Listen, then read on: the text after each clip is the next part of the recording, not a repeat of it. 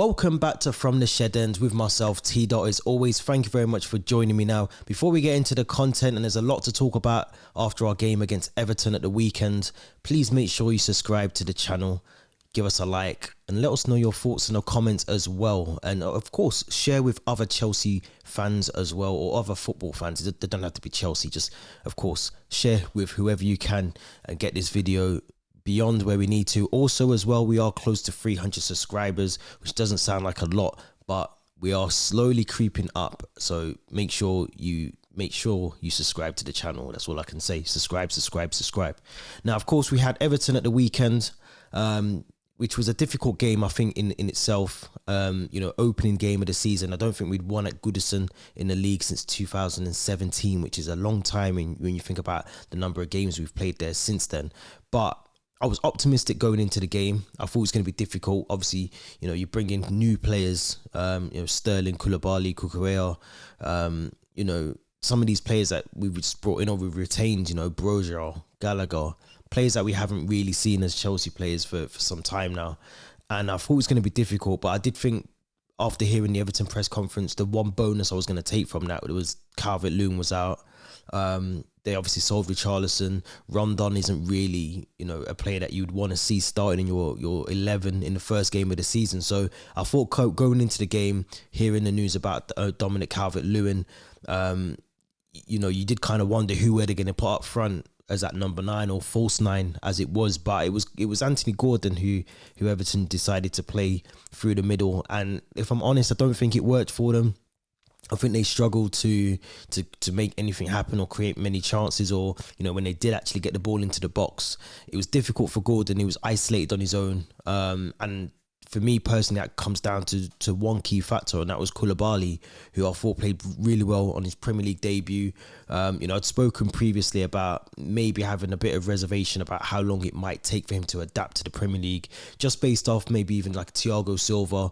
I think when we played, when he signed for the club and he played against West Brom, he sort of had, I think it was at the Hawthorns, and he had a bit of a difficult game, but since then hadn't put a foot wrong. So I kind of expected maybe Koulibaly might have that same issue with adapting to the Premier League coming from another European league. So he done really well. I thought it was someone that made his presence known in the box, commanded at times at the back, cleared the ball, cleared his lines really well.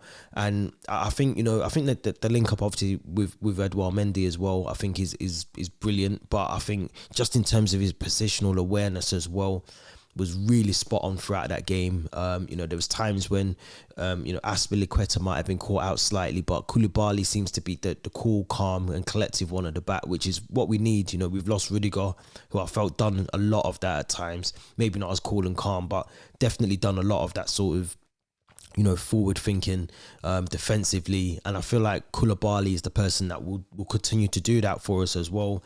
I was definitely impressed with Ben Chilwell. I think, I was sort of critical of him before the game kicked off. He's come back from a massive injury, and he didn't look too bad. But I mean, if we're talking about the pre-season game that I got to watch of him, he looked really rusty, but he managed to cope with the intensity of the league and the game at Goodison, which is no easy task in itself, to go to Goodison and to play the way that we did. And I thought Ben Chilwell was one of the better players in the first half. Obviously won us the penalty as well against Decore, I think it was, which was a stonewall penalty. So yeah, I thought Ben Chilwell done really well. I do think we still have these same issues that we had last season, with the fact that we just don't know how to create chances. And this is the difference when you look at, again, I hate to use them as an example this season, but I'm going to have to do it. Man City, Liverpool, even Tottenham now. You could look at Tottenham and say that Tottenham have the right players, Kulusevski, Son, Kane, all these players that they brought in over the last couple of months at the club. They've got the players in that can now do what we need to do, and we don't have those players. I still see Jorginho, looking to pass the ball sideways or pass it to, Kante or someone else. And, there's multiple times when aheemSterling made a perfect run. He probably thought Kevin De Bruyne was on the ball, and he made the perfect run into the space. And rather than use that, Jorginho was looking to pass sideways, which is very frustrating. You notice it a lot more when you're at the game, as I was on Saturday. You know, you see a lot more of that. And, you know, the key runs that, I mean, Sterling's come from a team which is, you know, has had, you know, Riyad Mahrez, Gundogan, Bernardo Silva, Kevin De Bruyne, you know, key passers, key players in teams, and you know, Cancelo, another one, you know, even Kyle Walker, Zinchenko, they know how to, they drill differently. And I think if we're not careful, you know, Sterling, we'll see the difference in Sterling very soon for the wrong reasons. I think, you know, if we don't start using those runs, you know, he's working the channels well, he was getting himself into the right pockets of space, and it just was, the ball was never given to him. And it was almost, you know, very much like we said, and I've said before about Romelu Lukaku. You know, he did exactly the same thing. Timo Werner done exactly the same thing.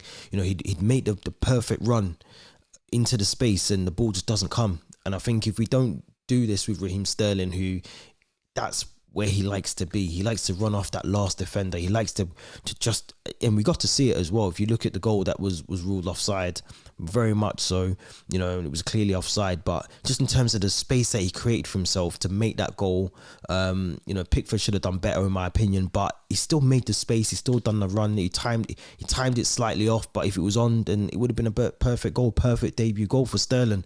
So I think there's signs there that we've definitely got a player on our hands in terms of Sterling, and I do think he'll get us, you know, 10, 15, you know, at a push, maybe 20 goals. But we have to utilise him in the best way. And if we're not going to do that, we're just going to add him to the Hakim Ziyech's and the Christian Pulisic and the Timo Werners and the Kai Havertz, who, you know, I thought Kai Havertz had a very sort of up and down game. I don't think he had the best performance, but, you know, I had a really good chance, I think, in the first half, and obviously the injury to Ben Godfrey as well, which again was bad officiating for me. You know, the ref should have, or the linesman should have seen that went out, could have prevented, you know, Ben Godfrey being injured. But, you know, there were signs there that we were knocking on the door. You know, we dominated possession as well. So I was definitely happy with that. I mean, you'll see it here, you know, that the fact that we had, you know, six shots on target, we had 63% possession of the ball. Yeah, I mean, look at that there. We literally almost doubled the total passes and total passes completed as well. The passing accuracy was brilliant as well. You look at just the way that we dominated the game, and the fact that we only came away with a penalty, it kind of shows that we are lacking a goal scorer. We're lacking a number 9. We're lacking someone that can go into games and score. We're missing that sort of key. Cesc Fabregas, I've said it before, we're missing that key person that can just unlock the defence. We're missing that person that can put the ball in the back of the net.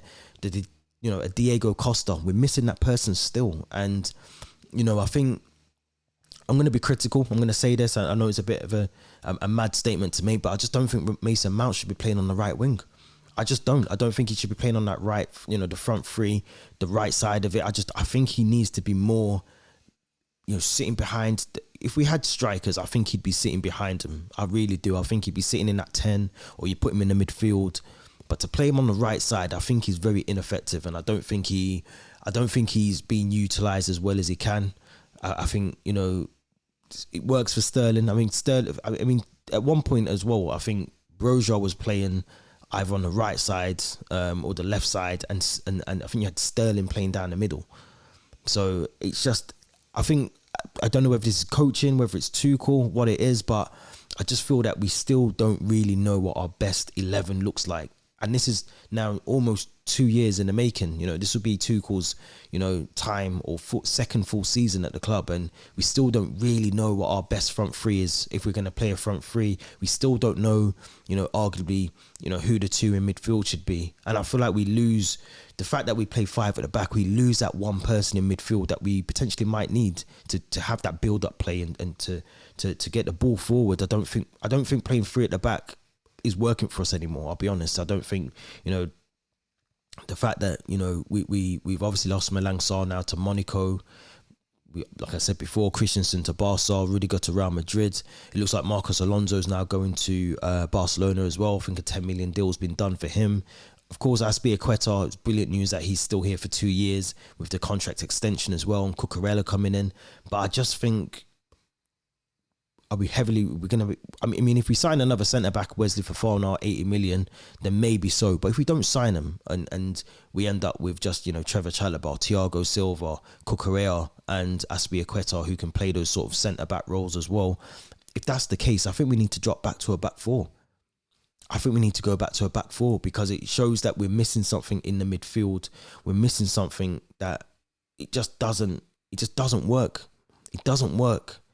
And, you know, we're seeing that more and more now. We're seeing it more and more with the fact that, you know, there's times where Jorginho's losing the ball in midfield. He's losing it, and, you know, we're not effective enough in midfield, you know. And I think we need to change something up. We need to change it. If it's not working, we've got to change, because if we don't, we are going to get left behind. We're going to get left behind the Spurs and Arsenal, who have improved their squads massively over the summer. We're going to get left behind Liverpool. We're going to get left behind Man City as well. You know, and I think, you know, it's difficult. Obviously, one game, you can't really, you know, give a full assessment on how the season's going to look after one game. It's just, you know, it's literally just the one game. But I just think in terms of how we played, I mean, let's go back to the lineup. I mean, for me personally, I still agree with this. I still think, you know, I would have had Cucurella, who you've just signed, you've just brought in, you rushed it through. You know, we didn't need to rush it through on that Friday, sort of before 12:30. He trained with the squad. He travelled with the squad. So he was ready. He was fit. He was on the bench. He was fit enough. I would have played Cucurella. I thought when he came on, I thought he was brilliant. You know, his passing range, his accuracy in passing looks brilliant. You know, he knows that he's defensively good as well as going forward. Something that we've kind of missed on that left side where, you know, I think Alonso for me offensively is really good.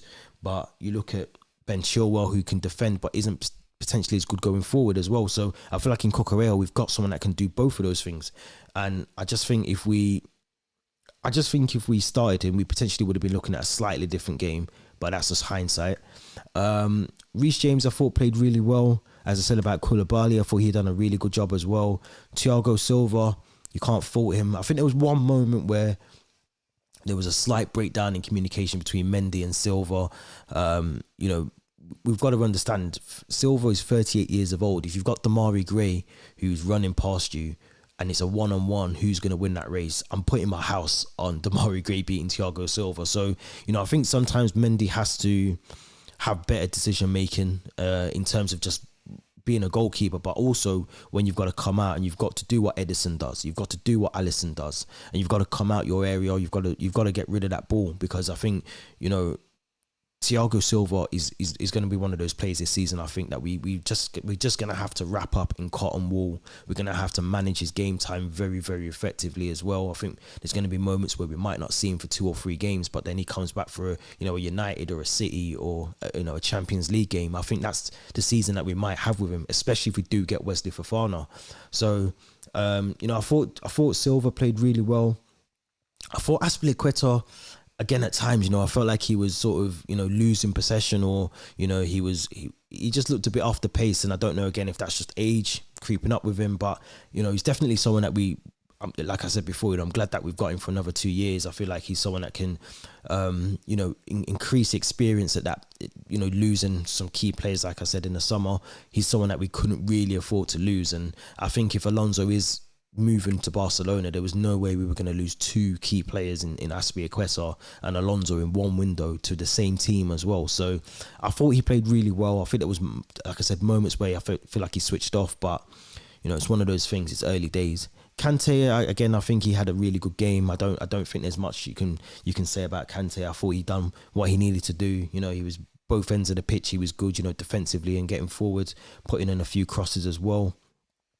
Georgie, I mean, yeah, it wasn't his best day. Jorginho just wasn't. Bar the penalty, of course, you know, it's you know, you expect that from Jorginho to put it in the back of the net. But I just think during the match there was times when he's just very sort of never looks forward. He doesn't look for that forward-looking pass. It's always sideways or back, you know. And I just think sometimes you've got to take that risk. You've got to have a go and at least try and attempt to create something, because, you know, we don't have a goal scorer. So our options are Mount, Havertz or Sterling. You've got to look for one of those 3 and try and get that ball and thread a ball through to them. And I just don't think he does that often enough. And, you know, maybe that's where you need a Kovacic, or you need maybe Mason Mount in there, or Conor Gallagher. or someone like that to come in and just change things around. And, I think this season we will see potentially, one of Jorginho or Kante probably playing less football. We've retained Conor Gallagher for this season by the looks of it, unless he moves in the next couple of weeks. But, I can see maybe Tuchel utilising that midfield, maybe even making it maybe free midfield. You just don't know. So we'll have to see there. But I did think the front three, I thought aheemSterling played really well. Unlucky to be offside for his goal. Like I said, you can see that there's, he's come from Manchester City, so there's a player in there. That he knows what to do. He's got the Premier League experience as well, which I think is really crucial this season for us as well.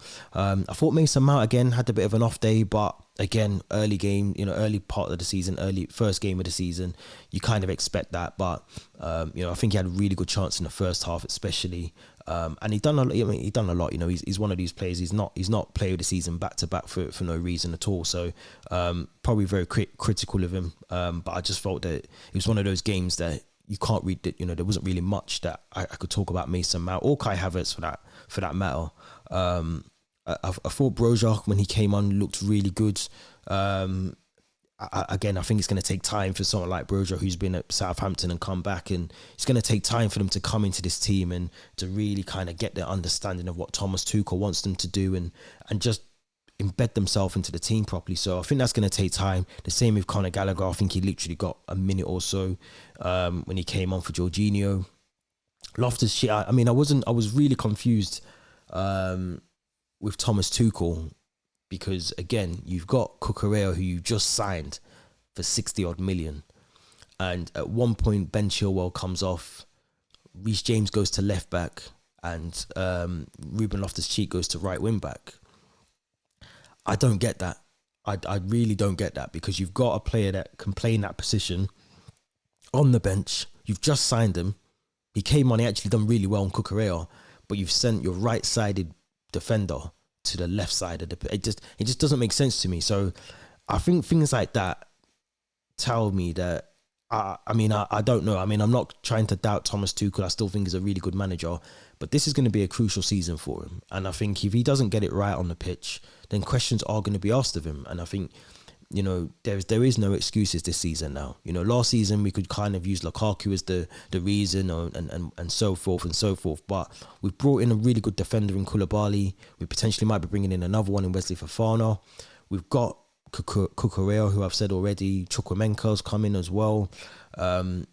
Selenia's come in as well, goalkeeper.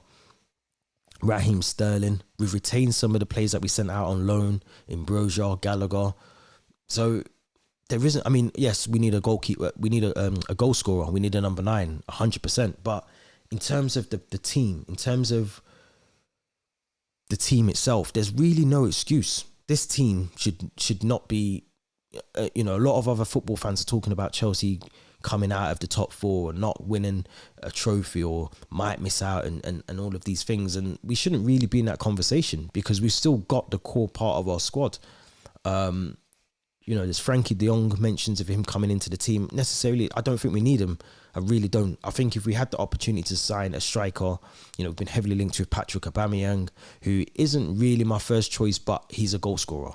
And I think if there was no falling out between him and Arteta, or him and the board, I think it'd still be at Arsenal. I think the fact that there was that breakdown in relationship between Arteta and Aubameyang is the reason why he's no longer at Arsenal. He's still a good goal scorer. He scores for Barcelona. So I think he'd be a good addition to the team. I'm not saying he's the answer. I think, I think Sesko, who is a player that I think he's going to be joining RB Leipzig, we've been heavily linked with him. He would have been a perfect sign. I think he's 21, 22, perfect signing to bring in and embed. But we'll have to see. I think, Broja has a key role to play. And the fact that we haven't signed another number 9, or we haven't signed another striker as of yet, kind of tells you that he's going to get a lot of game time this season. And I'm looking forward to that. He done really well for Southampton last season. So, yeah, I'm looking forward to seeing what Broja can do. But I do feel, World Cup this year as well, the congestion of the fixture list, I feel like we do need that quality in depth. We still need depth in front, in our front 3 or front 2, whatever it is that we're going to play. And we still need another defender. So if it's Wesley Fofana, brilliant. But if it's not, we need to bring someone else in, because there's going to be a lot of injuries this season. There's going to be the rotation in terms of 5 subs as well. We've got to really have that depth in there, and we've already seen with certain players. Koulibaly came off injured. I think it was just a muscle cramps, but he came off injured. We've already seen with Liverpool, Thiago's out for several weeks now. So players are going to pick up these early injuries, and that's almost backstepping on your league already. You don't want to be losing key players in your squad. The first or second or third game of the season. So we've got a massive game coming up against Spurs, which I think we have to really be at our best, because if we play like we did against Everton, against Spurs, and the way that Spurs played in their game, I suppose the luxuries that were at Stamford Bridge, which you would expect, gives us a slight advantage, but at the same time as well, it's Spurs. They look really sharp, they look really good. We'll be doing a match preview for that one. But in terms of Everton, if I had to sum up the game, it was a game where you could tell there was no striker on the pitch, because there was hardly any goals scored. Yes, there was chances created, but on paper, they weren't really good chances. So, no team had a striker. Both teams need a striker. Very impressive Koulibaly, Cucurella.